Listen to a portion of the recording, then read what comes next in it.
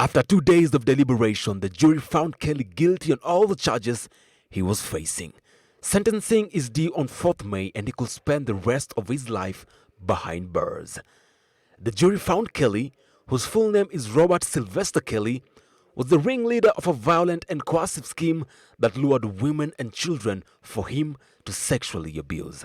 The singer, most famous for the award-winning song I Believe I Can Fly, was also found to have trafficked women between U.S. different states and produced child pornography.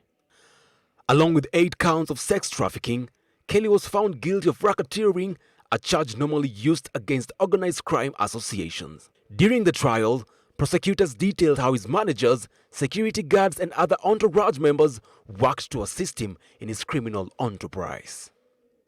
One woman who testified that Kelly imprisoned, drugged, and raped her said in a written statement after the verdict that she had been hiding from Kelly due to the threats made against her since she went public with her accusations. Predator who used his inner circle to ensnare underage girls and young men and women for decades in a sordid web of sex abuse, exploitation, and humiliation.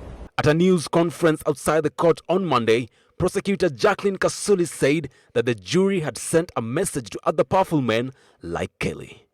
He directed these videos and produced them, not only for his own sexual gratification, but in some instances for the purpose of using these videos to silence and threaten his victims with public exposure of these tapes if they ever revealed what he had done.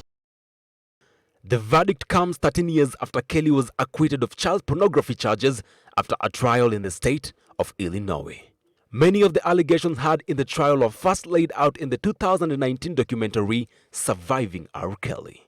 The swift decision by the jury of 7 men and 5 women took 9 hours over 2 days to reach a verdict, meaning they must have been fairly united in the examination of the evidence.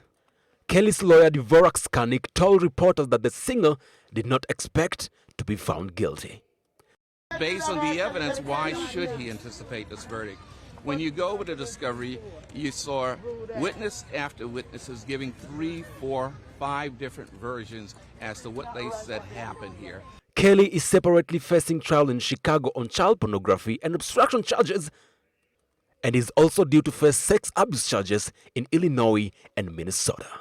At least 2 former Kelly associates have pleaded guilty in separate cases related to attempts to silence Kelly's accusers. Apollo James, Switch TV.